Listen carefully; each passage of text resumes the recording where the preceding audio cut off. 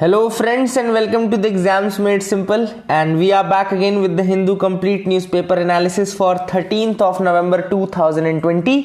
तो 13 नवंबर 2020 का the Hindu newspaper analysis देखेंगे। शुरू करने से पहले नीचे एक कमेंट एंड डिस्क्रिप्शन सेक्शन में अगर आप देखेंगे तो हमारे सोशल मीडिया प्लेटफॉर्म्स की लिंक एंड हमारे सीसेट कोर्स की लिंक है, तो अगर आप उसको ज्वाइन करना चाहते हैं तो आप कमेंट एंड डिस्क्रिप्शन में जाकर के लिंक से ज्वाइन कर सकते हैं। Now without wasting any time, let's start with the questions of the day। आज के पहले हम क्वेश्चंस देख लेते हैं जिनके आंसर्स आपको करने हैं। पहला सवाल है, Luhri stage 1 hydro electric project is located on which of the following rivers. इनमें से कौन सी नदी पे Luhri stage 1 hydro electric project located है? Options are A Lohit river, B Sutlej river, C Subansiri river या D Sabarmati river. Question number 2 है, second question is Shashi S Vempati committee. तो Shashi S Vempati committee news में थी रिसेंटली, ये कॉन्स्टिट्यूट की गई थी किस पर्पस के लिए? आपको बताना है शशि एस वेम्पति कमेटी इनमें से किस पर्पस के लिए बनाई गई थी। Options are A to restrict pornographic content in social media, B to review the guidelines on television rating agencies in India, C to suggest censorship guidelines for TV serials and web series, या D to recommend repeal of redundant and obsolete laws in India। तो Shashi S Vempati committee इनमें से किस कारण से बनाई गई थी, यह आपको बताना है क्वेश्चन नंबर 2 में। अगला सवाल है, which of the following don't come under the purview of right to education. इनमें से कौन सी जो चीज है वो राइट टू एजुकेशन के अंतर्गत नहीं आती है?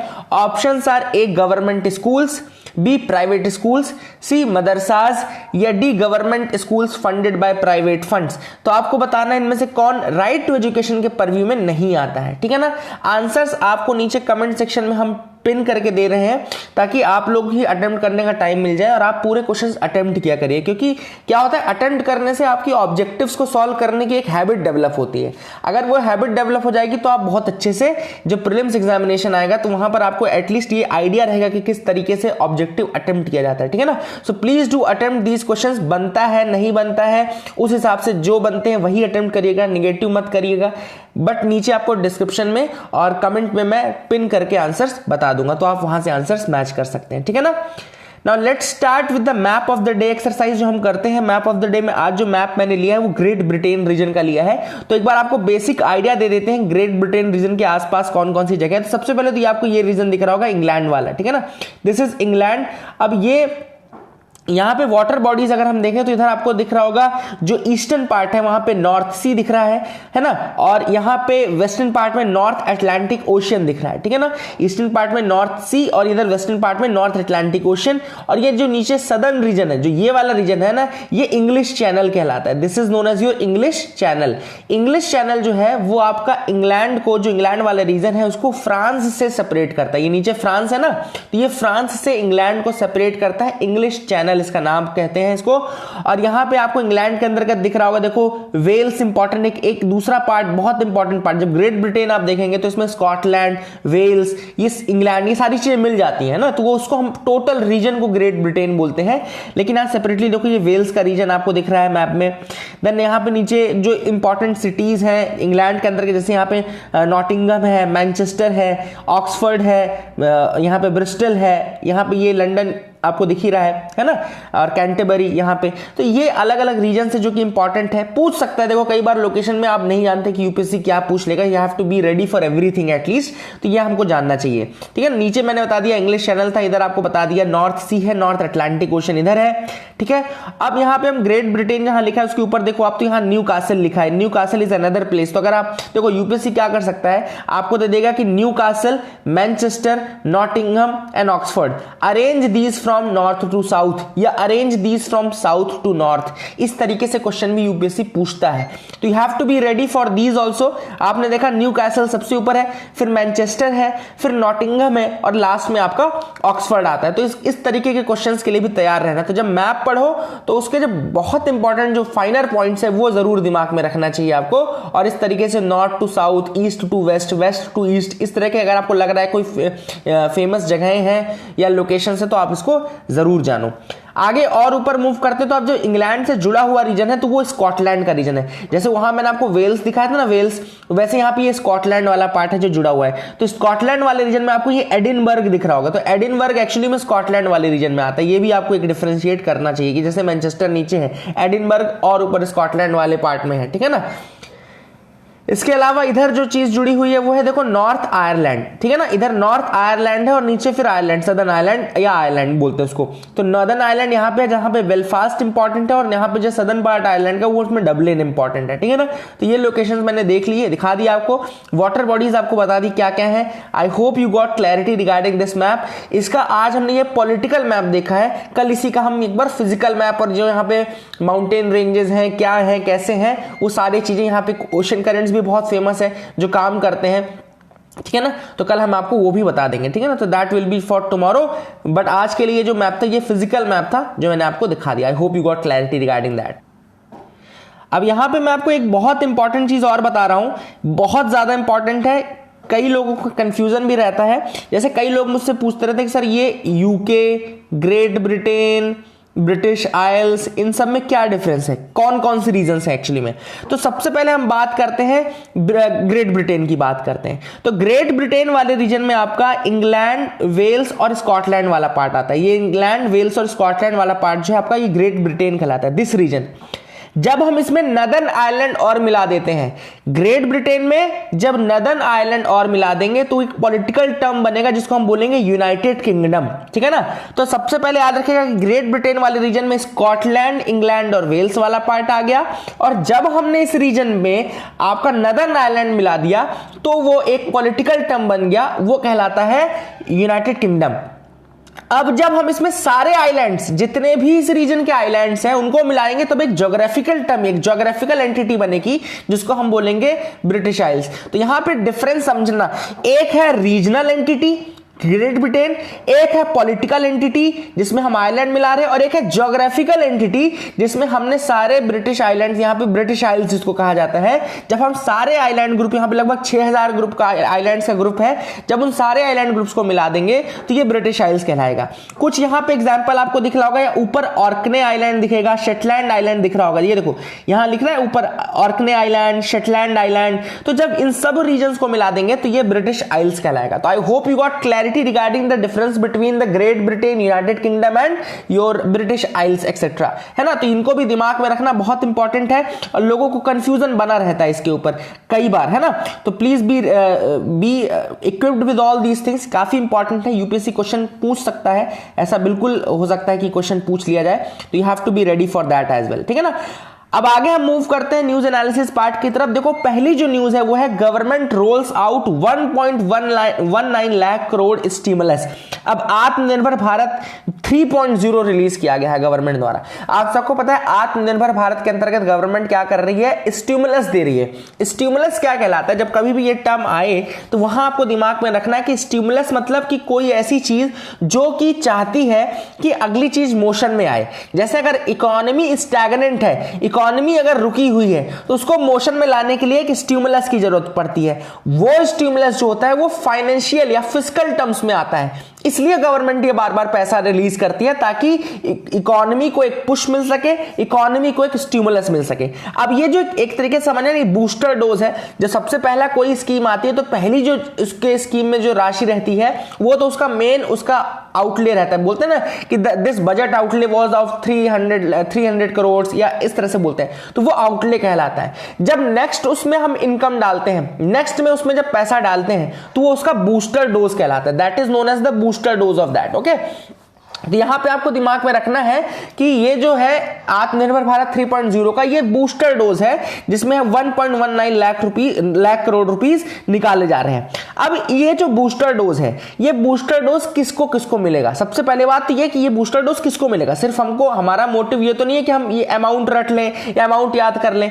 तो ये बूस्टर डोज जो है वो अलग अलग चीजों के लिए जाएगा। जैसे सबसे पहले जॉब्स के लिए जाएगा, एक नया आत्मनिर्भर भारत रोजगार योजना रिलीज की जाएगी। गवर्नमेंट एक नई स्कीम लाएगा, आत्मनिर्भर भारत रोजगार योजना, ठीक है। तो आत्मनिर्भर भारत रोजगार योजना के लिए भी इसी बजट के थ्रू पैसे, इसी बूस्टर डोज के थ्रू पैसे दिए जाएंगे। दूसरा है government to foot 2 years EPF dues for new employees hired between 1 October 2020 to June 30 21।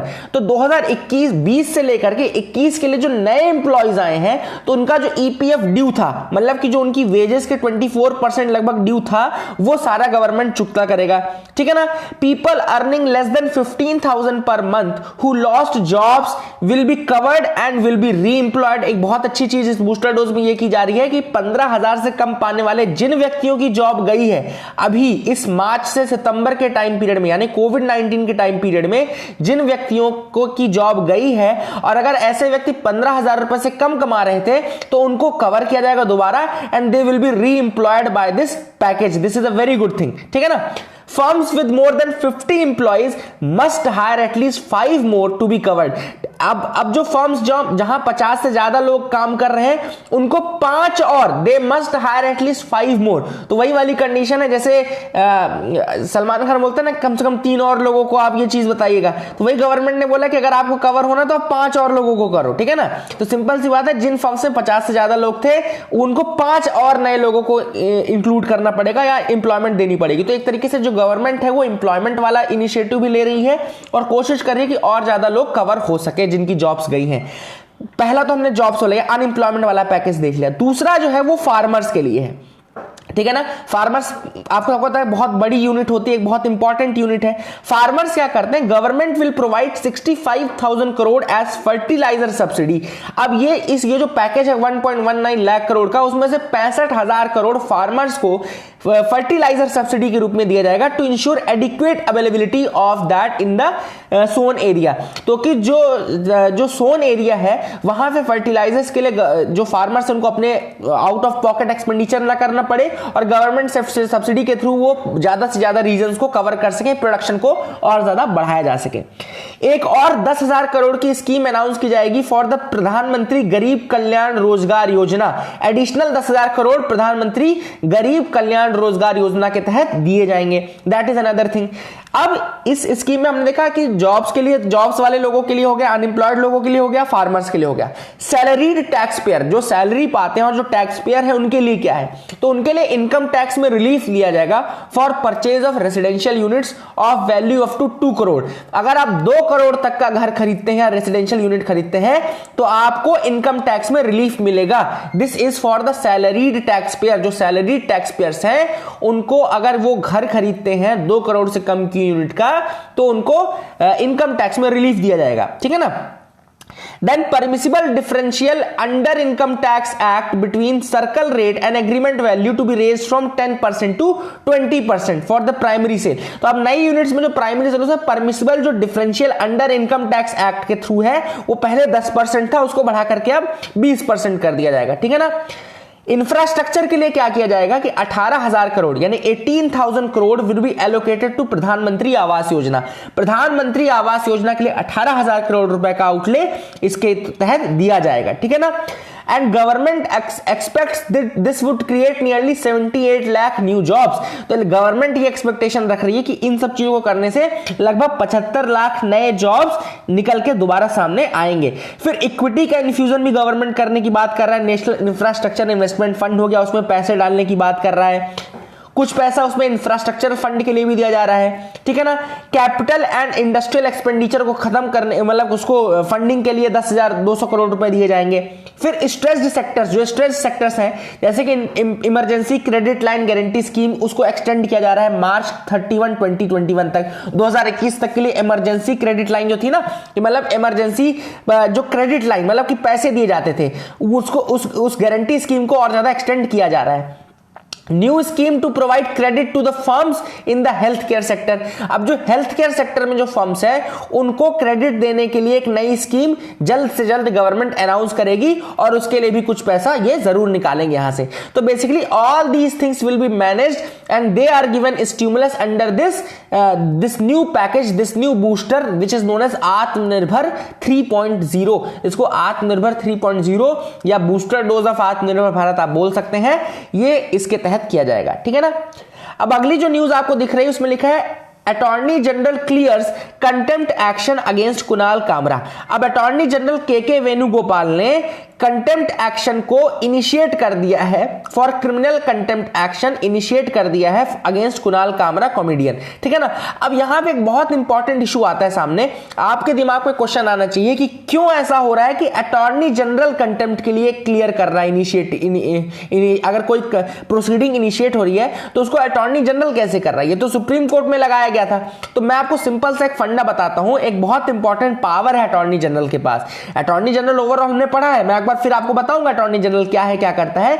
लेकिन जो कंटेम्प्ट ऑफ कोर्ट एक्ट 1971 का है, कंटेम्प्ट ऑफ कोर्ट एक्ट 1971 में ये साफ साफ लिखा गया है कि अगर कोई प्रोसीडिंग क्रिमिनल कंटेम्प्ट के लिए सुप्रीम कोर्ट में जा रही है, अगर आपने एप्लीकेशन या पीआईएल किया है किसी व्यक्ति के अगेंस्ट, कि ऐसे व्यक्ति के अगेंस्ट आपको कंटेम्प्ट ऑफ कोर्ट की प्रोसीडिंग करनी है, तो वो कंटेम्प्ट ऑफ कोर्ट की प्रोसीडिंग केवल और केवल अटॉर्नी जनरल के इनिशियल अप्रूवल से ही हो सकती है। एक तरीके से डबल चेक का काम करता है ये। और इनिशियल अप्रूवल जब आपको दिया जाएगा by the attorney general, then only you can initiate the proceeding of contempt of court. दूसरी इंपॉर्टेंट चीज आपको याद रखना है, जो अभी रिसेंटली जजमेंट हुआ था कि अगर सुओ मोटू कंटेम्प्ट प्रोसीडिंग है, मतलब कि अगर सुप्रीम कोर्ट ने खुद से ही इनिशिएट की है वो प्रोसीडिंग, यानी सुओ मोटू कंटेम्प्ट प्रोसीडिंग है, तो ऐसे केस में आपको परमिशन की जरूरत नहीं है। ठीक है ना। सिंपल सा फंडा मैंने आपको बता दिया, ये लिख के दिखा है, देखो, prior consent in writing of the attorney general is required for supreme court to initiate criminal contempt action in case according to the contempt of court act 1971। तो contempt of court act 1971 ये कहता है कि अगर आपको initiate करना है contempt of court proceeding supreme court में क्रिमिनल कंटेम्प्ट, तो आपको पहले एक प्रायर कंसेंट इन राइटिंग चाहिए अटॉर्नी जनरल का। तो इस केस में कुणाल कामरा के केस में इसीलिए उन्होंने इसको ग्रीन सिग्नल दिया है। पहले उन्होंने नहीं दिया था कुछ दूसरे केसेस में, जैसे हमने देखा था कंगना रनावत के खिलाफ नहीं दिया था, उन्होंने जगन रेड्डी के खिलाफ नहीं दिया था, लेकिन अभी उन्होंने दिया। उन्होंने कहा कि जो कॉमेडी की लाइन है वो क्रॉस हो चुकी है and it is moving towards the contempt, therefore उन्होंने एग्री किया है कि इस चीज को आगे बढ़ाया जाए। और मैंने बता दिया सुओ मोटू का, मैंने आपको जरूर बताया कि सुओ मोटू केसेस में नहीं चाहिए। ठीक है ना, ये भी याद रखिएगा। अटॉर्नी जनरल के बारे में कुछ चीजें बता दूं। Attorney general chief legal adviser होता है कंट्री का एंड प्राइमरी लॉयर होता है सुप्रीम कोर्ट ऑफ इंडिया में गवर्नमेंट को रिप्रेजेंट करने के लिए। ठीक है ना, सुप्रीम कोर्ट में या हाई कोर्ट में। और they are said to be the advocate from government side, वो गवर्नमेंट साइड के एडवोकेट कहलाते हैं। Appointed by the president, president के ही मतलब विम्स एंड फैंसेस पे वो काम करता है, उसका कोई फिक्स्ड टेन्योर नहीं होता, on the pleasure of the president उनका टेन्योर होता है। आर्टिकल 76 जो इंडिया का कॉन्स्टिट्यूशनल आर्टिकल 76 है, वो आपको बताता है अटॉर्नी जनरल के बारे में, और कॉन्स्टिट्यूशनल इसीलिए कॉन्स्टिट्यूशनल पोस्ट हो जाती है। और अगर आपको जानना है कि क्या क्वालिफिकेशन होने चाहिए for a person to be appointed as attorney general, therefore he should be qualified to be appointed as the जज ऑफ द सुप्रीम कोर्ट। अगर कोई व्यक्ति जज बनने के लिए क्वालिफाइड है तो वो अटॉर्नी जनरल ऑफ इंडिया बन सकता है। मतलब जज बनने के लिए क्या कंडीशन चाहिए, सिटीजन ऑफ इंडिया होना चाहिए, और हाई कोर्ट में या तो आपको जज रहना है कम से कम 5 साल के लिए, या फिर हाई कोर्ट में एडवोकेट रहना है कम से कम 10 सालों के लिए, या फिर प्रेसिडेंट की निगाह में आपको एक एमिनेंट ज्यूरिस्ट होना जरूरी है। तो these are the important classic qualifications required for attorney general of India. ठीक है ना। लिमिटेशंस आपको मैं बता दूं तो अटॉर्नी जनरल ऑफ इंडिया की कुछ लिमिटेशंस है, जैसे ही is not a government servant. आप ये नहीं बोल सकते कि ये गवर्नमेंट सर्वेंट है, ठीक है ना, लेकिन ही is not debarred from private legal practice. आप लिमिटेशन क्या है कि ये गवर्नमेंट सर्वेंट की कैटेगरी में नहीं आता है, लेकिन चूंकि ये गवर्नमेंट सर्वेंट की कैटेगरी में नहीं आता है, therefore he is not debarred from private legal practice, इसीलिए अटॉर्नी जनरल को प्राइवेट लीगल प्रैक्टिस से नहीं रोका जाता है। ठीक है ना। लेकिन अब अगर वो प्राइवेट लीगल प्रैक्टिस कर रहा है, देन ऑल्सो कुछ लिमिटेशंस है। कैसे, ही शुड नॉट एडवाइज और hold a brief against the government of India. Attorney general can not advise against the government of India, can not hold a brief against the government of India. दूसरी चीज, ही should not defend accused persons in criminal cases without the permission of government of India. मैंने बताया ऊपर कि attorney general is not debarred from private legal practice, मतलब वो private legal practice कर सकता है, लेकिन अब ऐसा नहीं कर सकता कि वो क्रिमिनल केसेस को लेने लगे without the consent of government of India. क्योंकि गवर्नमेंट ऑफ इंडिया की परमिशन जरूरी है अगर अटॉर्नी जनरल किसी क्रिमिनल केस को हैंडल करना चाहता है तो। तीसरा, he should not accept appointment as a director in any company without the permission of government of India. ऊपर हमने बताया he is not a government servant, वो गवर्नमेंट सर्वेंट नहीं है, इसलिए ये सारी चीजें वो कर सकता है लेकिन with the permission of the government. Simple सी बात है, गवर्नमेंट की परमिशन जरूरी रहेगी, ठीक है ना। तो these were the things regarding the attorney general of India. I hope you got clarity regarding that as well. आगे मूव करते हैं न्यूज एनालिसिस पार्ट में, देखते हैं और क्या इंपॉर्टेंट न्यूज आइटम्स हैं। तो यहां पे आपको दिख रहा होगा this year no cracker of Deepavali. तो जैसे अभी रिसेंटली एनजीटी का ऑर्डर आया है, एनजीटी ने ऑर्डर दिया है कि अब इस बार दीपावली में फिर से उन्होंने फायर क्रैकर्स को बैन कर दिया है। अब देखो, फायर क्रैकर्स को बैन करना आसान है, बिल्कुल सही बात है, आपके पास पावर है, आपने बैन कर दिया, लेकिन हमको एक बहुत इंपॉर्टेंट सेक्शन के बारे में सोचना है जो कि पूरी की पूरी इंडस्ट्री फायर क्रैकर पे डिपेंड करती है। बहुत सारे लोग जिन्होंने अपना सब कुछ बेच करके पूरा पैसा लगा दिया था फायर क्रैकर्स के लिए इस उम्मीद में कि इस बार का सीजन जो है उससे उनको इनकम मिलेगी या उनको उससे हाउस होल्ड उनका चल पाएगा। सो वी आर नॉट, हम क्या करते हैं, हम कई बार एक सेक्शन को इग्नोर कर देते हैं, we tend to ignore the another section, ठीक है ना। अब यही सारी चीजें हमको ध्यान में रखनी है कि अगर आप इस तरीके की चीजें बैन लगाते हो तो गवर्नमेंट के लिए एक रिकमेंडेशन हो सकता है ये कि एटलीस्ट आप उनको रिहेबिलिटेट करो दूसरे में, या फिर उनके लॉस की भरपाई करो। कुछ तो आपको करना चाहिए ना, कि जो लोगों ने पहले, आपने बैन कब किया, बैन किया आपने 6 दिन पहले, बट 6 दिन पहले माल नहीं खरीदा जाता, माल उसके पहले तैयार हो जाता है, बनने का काम होता है पहले का, माल खरीदने का काम होता है उसके पहले का, इकट्ठा करने का काम उसके पहले का होता है। 4 दिन पहले आपने ब्लैंकेट बैन लगा दिया। अब जिन लोगों ने अपनी पूरी संपत्ति लगा दी होगी, जिन लोगों ने अपना पूरा पैसा लगा दिया होगा, what will happen to them? आपने तो बैन कर दिया, बैन करके फुर्सत हो गए, लेकिन उस व्यक्ति का क्या होगा जिसने अपना सब कुछ लगा दिया? तो you have to at least rehabilitate that person, you have to at least look for the losses that person has incurred. आपको उसके लॉसेस के बारे में तो सोचना चाहिए। आप तो 4-5 दिन पहले आपने ऑर्डर कर दिया। So this was the thing which was there. ये इस सेक्शन में आया था कि कितना ज्यादा नुकसान हुआ है, एक पूरी की पूरी एक फील्ड ऑफ इकोनॉमी है जो कि बर्बाद हो गई। जैसे एक इंपॉर्टेंट साउथ इंडिया में एक इंपॉर्टेंट रीजन है, नॉर्थ इंडिया में सदर बाजार एक बहुत इंपॉर्टेंट फायर क्रैकर हब है, आंध्र प्रदेश में एक बहुत इंपॉर्टेंट फायर क्रैकर हब है। तो इन एरियाज में जो लोग काम करते हैं, ना केवल उनका एम्प्लॉयमेंट छिनता है बल्कि उनका पूरा बिजनेस खराब हो जाता है। एंड देन उनकी दीपावली, इसलिए देखो यहां पर लिखा गया है, people are calling that it is again a black Deepavali for them. अब हमको इस तरीके जो फेस्टिवल, लाइट का फेस्टिवल होना चाहिए, वो फेस्टिवल एक सेक्शन के लिए एक ब्लैक दीपावली के रूप में हो गया है। So at least you have to look for them, at least you have to rehabilitate them, at least you have to make up for the losses they have incurred because of these bans and all. तो ये एक important चीज थी जो यहां पर आई थी। एक दूसरा एक इंपॉर्टेंट एस्पेक्ट है, उसको भी हमको इसलिए हमेशा कहा जाता है कि there should be a balance of economy and environment, there should be a balance of both, है ना। इस तरीके से नहीं होना चाहिए कि आप किसी एक व्यक्ति की इकोनॉमी को खराब कर दो और सिर्फ एनवायरनमेंट का सोचो, ना ही ऐसा होना चाहिए कि आप सिर्फ एनवायरनमेंट का सोचो, इकोनॉमी का सोचो और एनवायरनमेंट को खराब कर दो। तो there should be a balance of both, है ना। आगे मूव करते हैं एडिटोरियल सेक्शन में। Now this is again a very good editorial today, media regulation that is quite over the top. कल मैंने आपको न्यूज बताई थी कि ओवर द टॉप यानी कि जो ये ओटीटी प्लेटफॉर्म्स हैं, ओटीटी प्लेटफॉर्म्स में क्या आता है, नेटफ्लिक्स, अमेजन प्राइम, हॉटस्टार, ये सारे ओटीटी प्लेटफॉर्म्स कहलाते हैं, इनको ओवर द टॉप प्लेटफॉर्म कहा जाता है, ठीक है ना।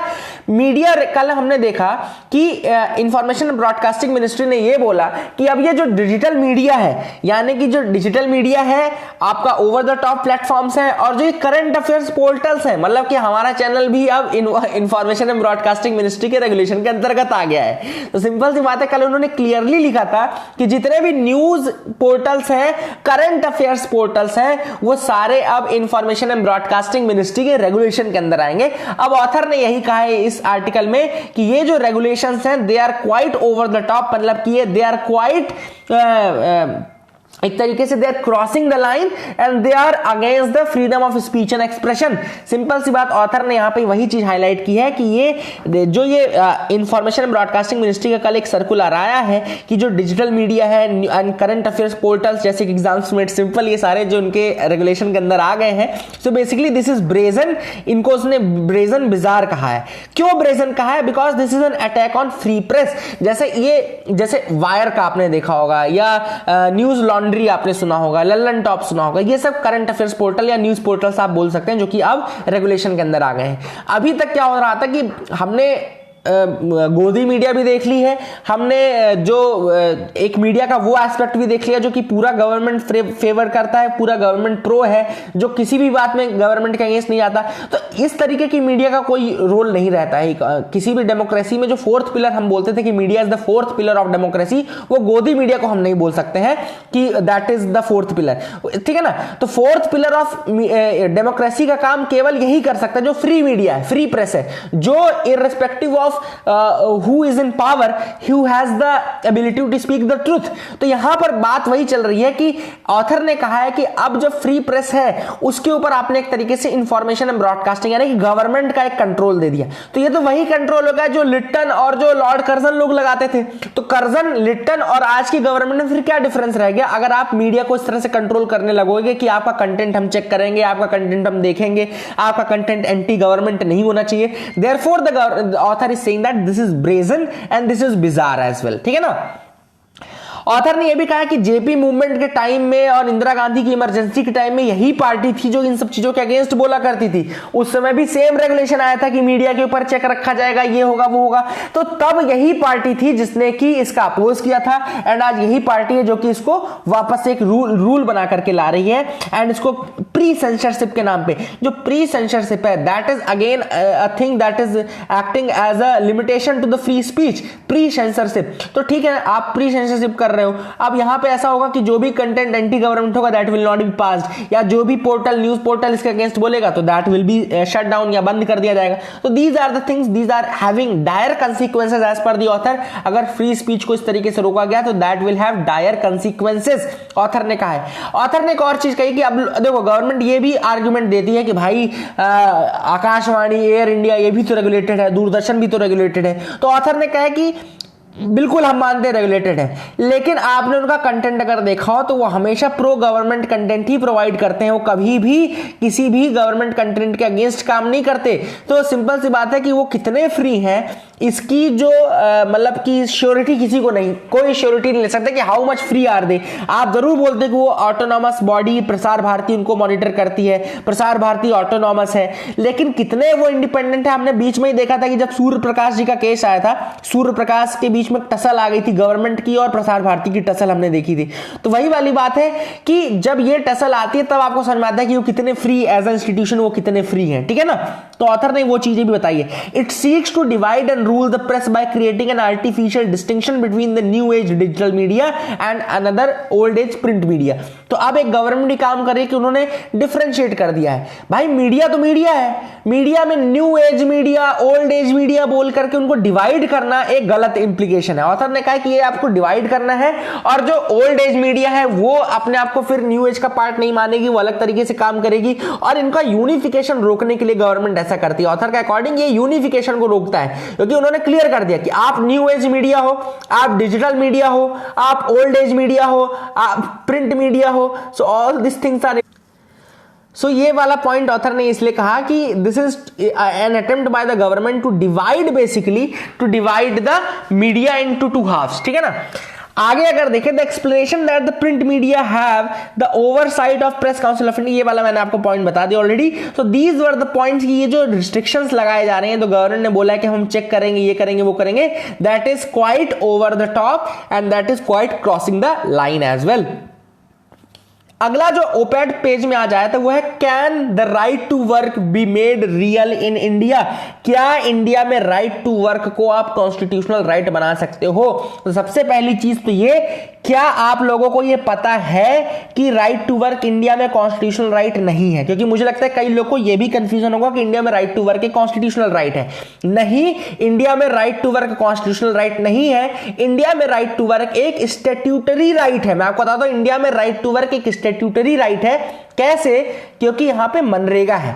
There is a Mahatma Gandhi national rural employment guarantee act, जो कि अर्बन एरियाज में, रूरल एरियाज में ये बोलता है कि अगर आप एक अनस्किल्ड वर्क करने के लिए तैयार हो एंड आप अडल्ट हो तो आप काम के लिए अप्लाई करोगे and there will be a guarantee कि अगर आपने अप्लाई किया है कि आपको काम मिलेगा ही मिलेगा, और अगर आपको 15 दिनों में काम नहीं मिलता है तो फिर आपको अनएम्प्लॉयमेंट कंपनसेशन भी दिया जाता है। तो इसका मतलब है कि एक स्टैट्यूट के थ्रू, एक एक्ट के थ्रू इसको मैंडेटरी बनाया गया है कि आपको वर्क दिया जाएगा। इसलिए इंडिया में राइट टू वर्क एक स्टैट्यूटरी राइट है, ना कि एक कॉन्स्टिट्यूशनल राइट। एक इंपॉर्टेंट डिस्टिंक्शन आपको पता होना जरूरी था, ठीक है ना।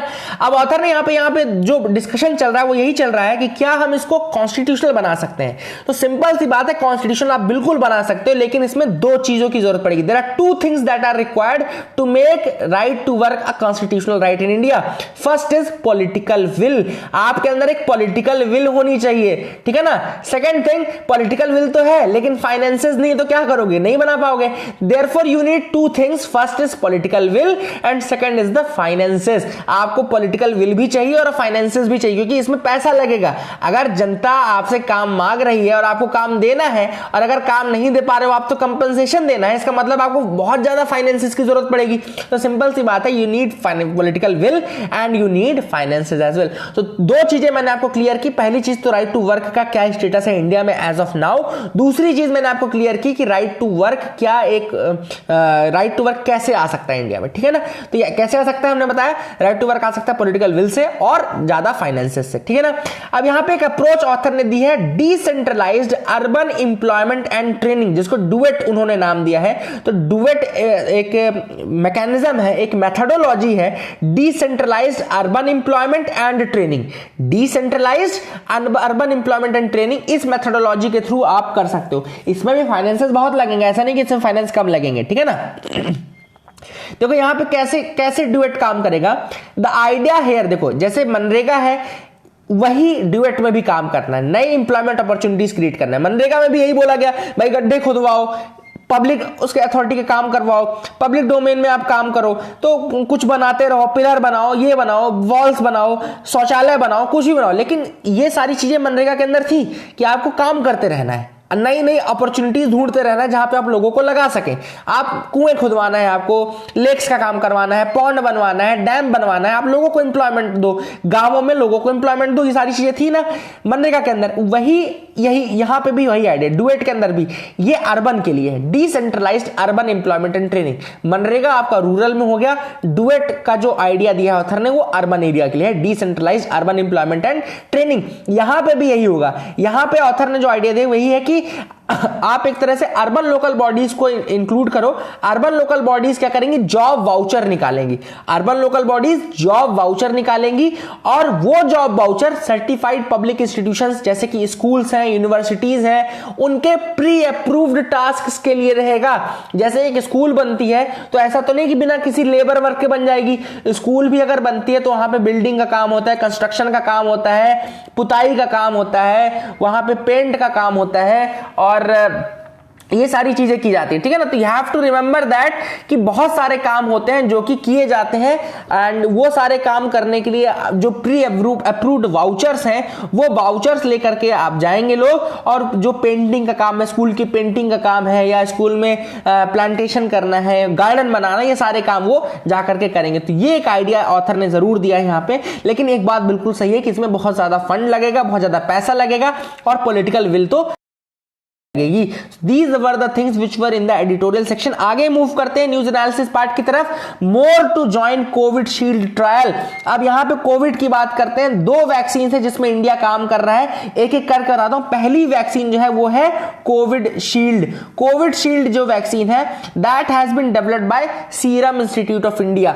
आपके दिमाग में क्वेश्चन आएगा सीरम इंस्टीट्यूट ऑफ इंडिया कहां पर है, तो ये है पुणे में, पुणे बेस्ड है सीरम इंस्टीट्यूट ऑफ इंडिया। वो कोविड शील्ड का काम कर रहा है, उसके लिए मदद मिल रही है ऑक्सफोर्ड यूनिवर्सिटी और एस्ट्राजेनेका से। जो मास्टर सीड है उसमें कोविशील्ड के लिए कहां से आया है, ऑक्सफोर्ड यूनिवर्सिटी और एस्ट्राजेनेका, ठीक है ना। दूसरी जो वैक्सीन इंडिया में काम चल रहा है अभी उसका वो है कोवावैक्स। कोवावैक्स जो वैक्सीन है वो यूएसए की कंपनी नोवावैक्स है, उसके आइडिया से डेवलप की जा रही है, therefore it is known as Covovax. और इसके लिए भी इंडिया में काम फेज 2 फेज 3 के ट्रायल्स चालू हैं। तो बेसिकली ये दो वैक्सीन का नाम आया था आज, तो आई hope you got clarity regarding that. इसके अलावा आप सबको पता है कोवैक्सीन है, इंडिया में कोवैक्सीन का काम भी चल रहा है। फाइजर ने अभी बायोएनटेक के साथ मिलकर के बनाया है। स्पुतनिक 5 हम सबको पता है कि रशिया की वैक्सीन है। तो वैक्सीन के काम चल रहे हैं, लेकिन काम चल रहे हैं, बनी नहीं है फाइनली, है ना, तो वो अभी हमको देखना है। India ASEAN to expand trade despite RCEP walkout. अब और यहां पे प्राइम मिनिस्टर मोदी का कहना है कि इंडिया और आसियान जो है वो अपने ट्रेड को इंप्रूव करेंगे, जबकि वो अभी आरसीईपी से बाहर खुद हो चुके थे। तो उन्होंने कहा इंडिया, आप सबको पता है कि 16 कंट्रीज का इनिशिएटिव था आरसीईपी जो इनिशिएटिव था रीजनल कॉम्प्रिहेंसिव इकोनॉमिक पार्टनरशिप, उसमें 16 कंट्रीज थी, लेकिन इंडिया उससे वॉकआउट कर गया। तो बची कितनी? अब 15 कंट्रीज बची। स्टार्ट कब हुआ था ये आरसीईपी का पूरा डिस्कशन डायलॉग? कब से स्टार्ट हुआ? 2012 से स्टार्ट हुआ, 2012 से स्टार्ट हुआ था। इसमें 10 मेंबर तो आसियान के थे। आप सबको पता है एमबीबीएस PNLTV एक कोड होता है जिसके थ्रू आप 10 कंट्रीज आसियान की याद कर सकते हैं। इसके अलावा 6 कंट्रीज उस समय थी, India, China, Australia, south Korea, Japan. ये 6 कंट्रीज और थी, लेकिन इसमें से इंडिया वॉकआउट कर गया। तो अब बची आरसीईपी में 15 कंट्रीज। आपके दिमाग में क्वेश्चन आ रहा होगा कि इंडिया वॉकआउट कर क्यों गया, हमने आरसीईपी से क्यों वॉकआउट कर लिया? तो सबसे पहले मैं आपको यह चीज बताता हूं कि इंडिया वॉकआउट कर गया क्योंकि ट्रेड डेफिसिट बहुत ज्यादा था।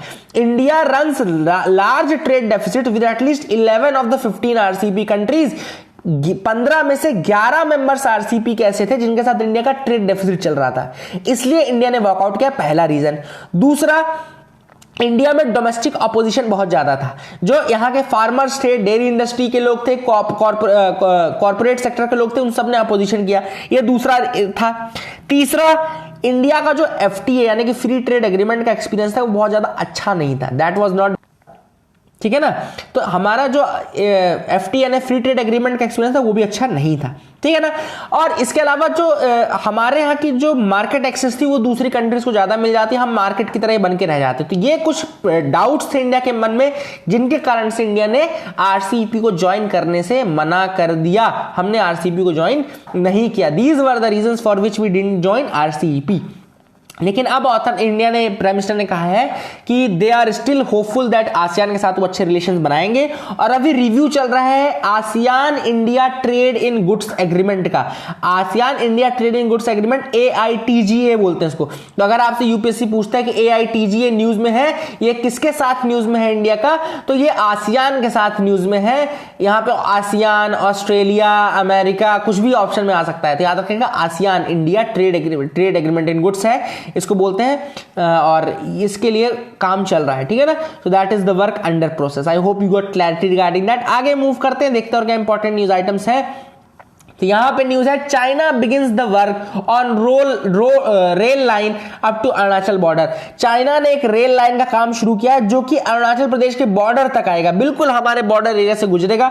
मैं आपको मैप दिखा देता हूं, आपको ये मैप दिख रहा होगा, ये अरुणाचल प्रदेश का रीजन है। और ये ऊपर देखो, इस ऊपर वाले पार्ट, ये अरुणाचल प्रदेश दिख रहा है, यहाँ भूटान है, अरुणाचल प्रदेश है, ये म्यांमार है। ये ऊपर से देखो लासा, निगिंची और ये चेंगडू, यान, इस रीजन से ये निकलने वाली रेलवे लाइन है, ठीक है। तो ये 435 किलोमीटर का सेक्शन है जो कि निंगची से लासा तक जाएगी, है ना। It has been under construction since 2015 and ये 2021 तक फिनिश करने का काम है। टोटल जो लेंथ है इसकी वो लासा से चेंगडू तक है, लासा से चेंगडू तक। और अभी जो काम 2015 शुरू हुआ था वो निंगची से स्टार्ट हो चुका था, लासा का, ठीक है ना। दैट वाज अंडर कंस्ट्रक्शन, 2021 तक इस काम को कंप्लीट करना है, ठीक है। तो this work will be there. और ये सिचुआन प्रोविंस विद निंगची को कनेक्ट करेगी, ये लाइन सिचुआन को निंगची से कनेक्ट करेगी। ये पूरी लाइन का लेंथ आप देख लो, लासा, निंगची, चेंगडू, यान, ये सबको कनेक्ट करेगी। UK accuses China of treaty breach. UK ने चाइना को कहा है कि भैया आपने हमारी ट्रीटी को ब्रीच कर दिया है। कैसे ब्रीच कर दिया है? देखो सिंपल सी बात है, हांगकांग जो था वो पहले ब्रिटेन का पार्ट था, आप सबको पता है कि वो यूके के अंदर का आता था हांगकांग, ठीक है। 1997 में इन्होंने हांगकांग को फ्री किया। जब 1997 में इन्होंने हांगकांग को फ्री किया तब इन्होंने ये कसम बोली कि तुम मां कसम खा के बोलो कि अगले आने वाले 50 सालों तक तुम हांगकांग को फ्रीडम दोगे, हांगकांग को फ्री रखोगे, एक ऑटोनॉमस रीजन की तरह करके रखोगे। तो चाइना ने तब तो माँ कसम खा ली, उन्होंने बोला कि माँ कसम खाते हैं कि 50 साल तक हम इनको फ्री रखेंगे और इनको ऑटोनॉमस बना के रखेंगे। मतलब कि 2047 तक, अगर 97 से 50 आप ऐड करो तो 2047 तक की बात थी, हुई थी। लेकिन उन्होंने कसम तोड़ दी, उन्होंने सड़ी सुपारी वन में डाल दी और कहा कि अब ये कसम हम उतार देते हैं, और उन्होंने जो हांगकांग का रीजन है उससे उनकी फ्रीडम छीन ली। सिक्योरिटी ग्राउंड्स पे उनके जो लेजिस्लेचर के लोग थे, प्रो डेमोक्रेसी के लोग थे, उनको अरेस्ट कर लिया। तो अब चाइना बोल रहा है कि भाई आपने कसम कैसे खा ली, है ना, आपने कसम कैसे तोड़ दी, हमारी कसम ऐसे नहीं टूटती, वो कसम वही तोड़ सकते थे, लेकिन उन्होंने खुद तोड़ दी। तो that is the thing, and UK is now accusing China of treaty breach. So ये अब ये भी मैंने आपको बता दिया, 1997 की ट्रीटी थी हांगकांग के रीजन के regarding. So that is it for the day friends, I hope you like the video, please do like share subscribe, keep loving us, keep sharing us, and अगर आपको वीडियो पसंद आता है तो उसको शेयर किया करिए, उसमें कोई शर्म वाली बात नहीं है, कोई आपको वो नहीं करेगा, आप उसको शेयर कर सकते हैं ग्रुप्स में, प्लेटफॉर्म्स में दूसरों के साथ, है ना। और ऐसा भी नहीं होगा कि सिर्फ आप सुनते जाओगे तो आपका सिलेक्शन हो जाएगा, है ना। तो that is the thing which you want to say, कि आप अगर आपको पसंद आता है कंटेंट तो आप उसको अलग अलग जगहों पे जरूर शेयर किया करिए, दैट मोटिवेट्स अस, उससे हमको भी मोटिवेशन मिलता है कि लोग हमारा कंटेंट पसंद कर रहे हैं, लोग हमारा कंटेंट देख रहे हैं। So that's a request, that is it for the day, thank you and have a nice day.